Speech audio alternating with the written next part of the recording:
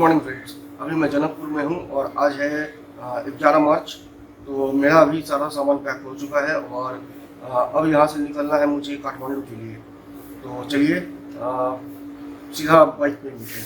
अभी मैं जनकपुर से निकल चुका हूँ और जनकपुर सीता माता का जन्मस्थली है, उनका नैहर है। तो यहाँ पे वैसे घूमने के लिए कुछ है नहीं, सिर्फ जानकी मंदिर है जहाँ सीता माता का जन्म हुआ था, और उसी के बगल में ही विवाह मंडप है, राम और सीता का विवाह मंडप है, जहाँ पे चारों भाइयों का, राम लक्ष्मण भरत शत्रुघ्न का शादी हुआ था, वो मंडप है। और एक तालाब है। लेकिन मंदिर बहुत ही सुंदर है, बहुत खूबसूरत है। यहाँ जब भी आइए तो थोड़ा टाइम लेकर के आइएगा, तो बहुत मज़ा आएगा घूमने में। बहुत विशाल मंदिर है ये, और अंदर में पार्क वगैरह भी है। ऊपर में एक थोड़ा सा राम के जन्म के बारे में बताया गया है उसका, और बस यही सब है। तो फ़िलहाल मैं निकल चुका हूँ काठमांडू के लिए। काठमांडू यहाँ से 225 किलोमीटर है और मैं जा रहा हूँ सिंधौली होके। तो सिंधौली से व्यू बहुत अच्छा है, वो थोड़ा सा हिल्स एरिया पड़ेगा उधर, तो व्यू वगैरह बहुत अच्छा मिलेगा। तो अब फाइनली जनकपुर से एग्ज़िट हो गया मेरा, ये जनकपुर का गेट है, और अब मैं फाइनली जनकपुर से बाहर निकल गया।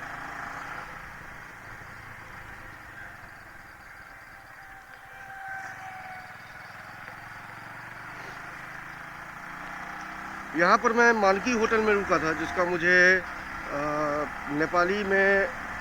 नेपाली करेंसी में 2000 रुपया चार्ज किया गया। दैट मीन्स कि इंडियन करेंसी में अगर उसको कन्वर्ट करते हैं तो 1200 रुपये का होता है। और होटल बहुत अच्छा था, और ख़ास करके स्टाफ बिहेवियर बहुत ही बढ़िया, बहुत बढ़िया। ओ भाई साहब, क्या खूबसूरत रोड है। तो अभी मैं बद्रीबाग से सिंधौली वाले रास्ते पे हूँ। वैसे तो काठमांडू जाने का एक और रास्ता था, लेकिन जहाँ जिस होटल में मैं रुका हुआ था उन्होंने बताया कि आप सिंधौली होके जाइए। बहुत ही सुंदर रोड है, और आपको हिल्स मिलेगा इधर से, और नज़दीक भी है, डिस्टेंस भी थोड़ा कम पड़ता है इधर से। तो ये सड़क जितना खूबसूरत है उससे ज़्यादा ख़तरनाक भी है। ऐसा इसलिए क्योंकि साइड में आप देख पा रहे होंगे कोई रेलिंग बाउंड्री वगैरह कुछ नहीं है। तो यहाँ से अगर कोई गिरा तो फिर भाई साहब बचने का कोई चांस ही नहीं। और ट्विस्ट एंड टर्न भी बहुत ज़्यादा खतरनाक है यहाँ पे। मतलब ऐसा है कि सामने से अगर कोई गाड़ी आ जाए तो आपको बिल्कुल भी पता नहीं चलेगा। ये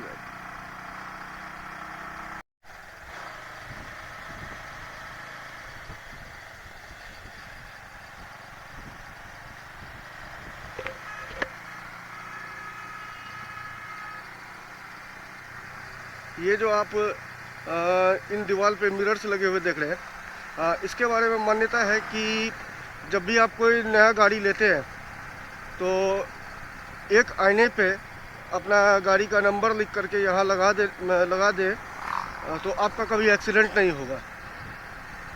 तो ये यहाँ के लोगों का मान्यता है। रुकना होगा, पेपर दिखाना होगा क्या? हाँ हाँ।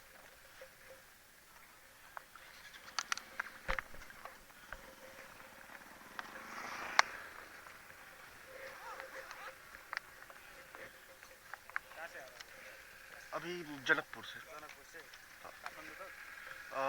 मुक्तिनाथ। जी।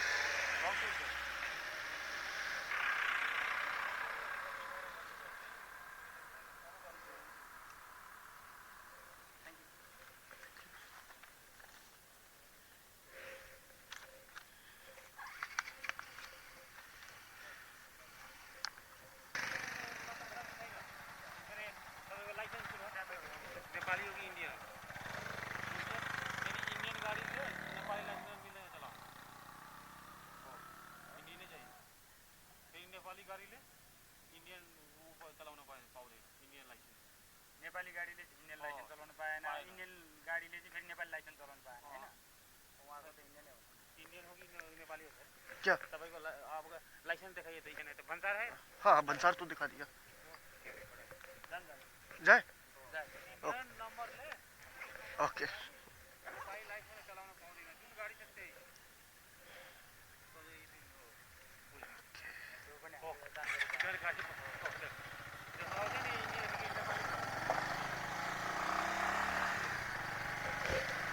हाँ तो यहाँ भी रुका गया था वही भंसार चेक करने के लिए।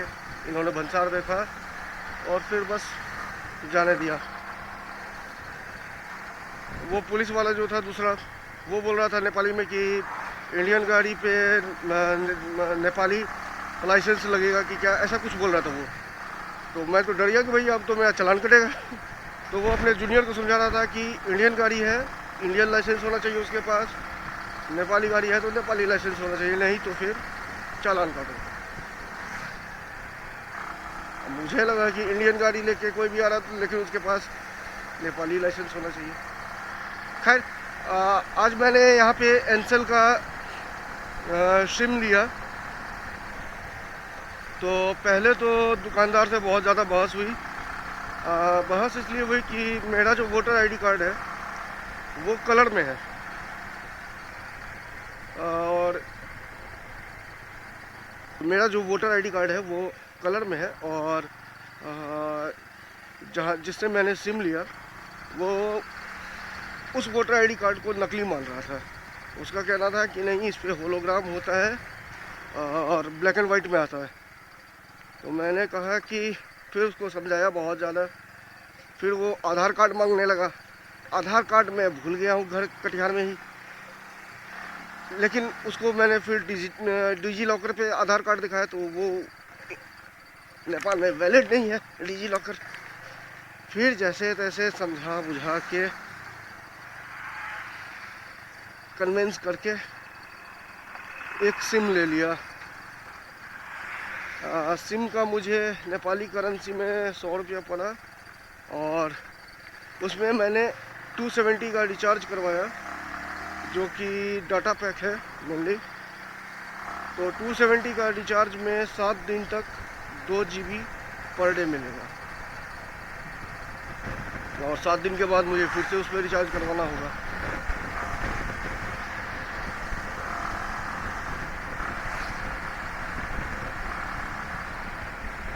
अभी टाइम हो चुका है 2:33 और अब मैं कहीं एक बार ब्रेक लेता हूँ क्योंकि मुझे बहुत जोरों की भूख लग गई है और काठमांडू पहुँचने में अभी भी 2.5 घंटा लगेगा, 2 घंटा 24 मिनट गूगल के हिसाब से।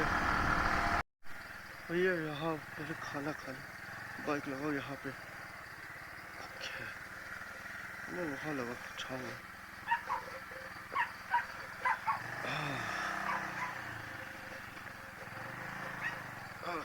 तो मेरा लंच आ गया है और मैं आप लोगों को दिखाता हूँ कि मेरा लंच में क्या सब है। ये चावल है, पापड़, इधर चटनी, सलाद, चिकन, दाल, ये कोई सब्जी है, ये साग और ये अचार। और मैं जहाँ बैठा हूँ वो भी जगह बहुत खूबसूरत है। ये सामने में खेत और इधर पहाड़।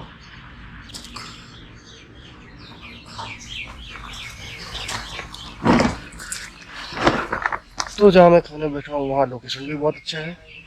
पहले खाना खाते हैं और फिर उसके बाद मिलते हैं। तो मैं काठमांडू पहुँच चुका हूँ। एक्चुअली काठमांडू से 4-5 किलोमीटर पहले ही हूँ। तो अभी जस्ट पहुँचा, होटल में चेक इन किया है। अब थोड़ा फ्रेश व्रेश होते हैं और फिर देखते हैं, अगर अगल बगल कहीं जाने का मौका लगता है तो अगल बगल कहीं जाते हैं। और मैं आपको अपना रूम टूर एक बार दे देता हूँ। तो ये है मेरा आज का स्टे। छोटा सा रूम है लेकिन नीट एंड क्लीन और ठीक है, अच्छा रूम है। ये मेरा कॉफ़ी आ गया और बाथरूम भी सही है इसका। बाथरूम भी मैंने देखा, साफ सुथरा।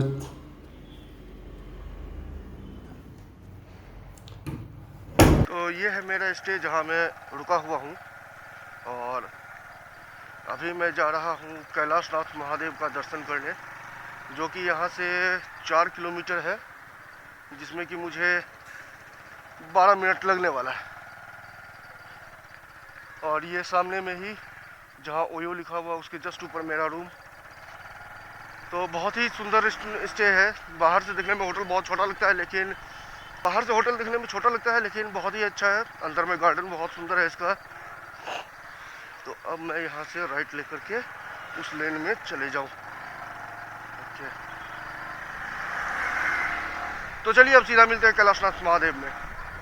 तो मैं कैलाशनाथ महादेव पहुँच चुका हूँ, और जो कि काठमांडू से 16 किलोमीटर पहले करीब एक जगह है सांगा, वहाँ पर है। और इसको कमल जैन, जो कि हिलटेक ग्रुप ऑफ कंपनीज़ के सीईओ हैं, उन्होंने बनवाया था। इसका काम शुरू हुआ था 2003 में, और ये 2010 में बनके कंप्लीट हुआ। इस महादेव का हाइट है टोटल 143 फीट, जो कि लगभग 44 मीटर करीब हाइट होता है। और ये दुनिया का सबसे लंबा महादेव का स्टैचू है। तो अब मैं आप लोगों को यहाँ का पूरा व्यू बताता हूँ कैसा है, और महादेव का मूर्ति दिखाता हूँ। और यहाँ जब आप इन सीढ़ियों से अंदर आएंगे तो सबसे सामने में आपको ये सोमनाथ जी महादेव का मूर्ति मिलेगा, इस तरह से।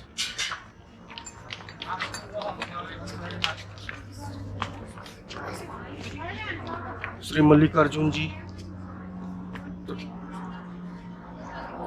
श्री महाकालेश्वर जी। तो इंडिया में जितने भी 12 ज्योतिर्लिंग हैं उनको यहाँ पे लगाया गया है।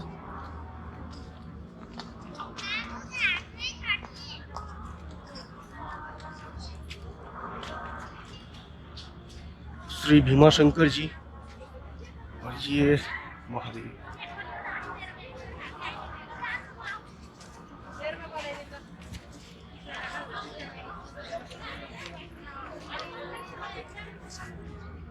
बेहतरीन कलाकारी का प्रदर्शन किया गया है यहाँ पे, जैसे त्रिशूल, ये त्रिशूल है महादेव का। मतलब हर एक चीज़ यहाँ पे पूरा डिटेलिंग में किया गया है। ये जैसे कि महादेव का जो मृगछाल है उसका डिटेलिंग वर्क आप देख सकते हैं, कितना बेहतर बनाया गया है।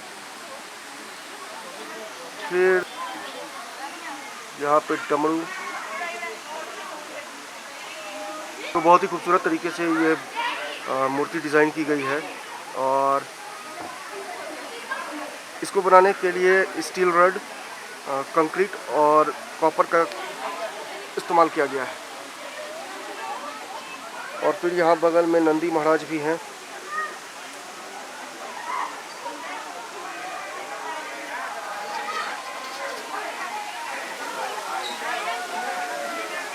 और ये एक छोटा सा वाटरफॉल, बहुत ही खूबसूरत। मैं कैलाशनाथ महादेव से निकल चुका हूँ, और अब मैं अपने होटल में वापस जा रहा हूँ। यहाँ तक आने का रास्ता बहुत ही खतरनाक था। चढ़ाने टाइम तो हालत ख़राब हो गया ऊपर, लेकिन कोई नहीं। तो मैं कैलाशनाथ महादेव का दर्शन करके वापस आ चुका हूँ अपने रूम में, और अब यहाँ फिर से तैयार होते हैं और निकलते हैं पशुपतिनाथ जी का दर्शन करने के लिए। तो मैंने अपना ब्रेकफास्ट मंगवा लिया है। ब्रेकफास्ट आता है तो ब्रेकफास्ट करते हैं, फिर निकलते हैं पशुपतिनाथ के लिए। तो आज का ये ब्लॉग मैं यहीं पे समाप्त करता हूँ। मेरे साथ बने रहिए। बाकी का वीडियोस जो है जो काठमांडू से रिलेटेड जो भी वीडियो होगा, पशुपतिनाथ, दरबार स्क्वायर, चंद्रगिरी हिल्स, और मैं कोशिश करूँगा कि काठमांडू के नाइट लाइफ के बारे में भी एक वीडियो बना दूँ। तो जैसा जो होगा वो अगले वीडियो में आप लोगों को पता चलेगा। और तब तक मेरे साथ बने रहिए। अभी तक अगर चैनल को सब्सक्राइब नहीं किया है तो प्लीज़ इसे सब्सक्राइब कीजिए। Thank you.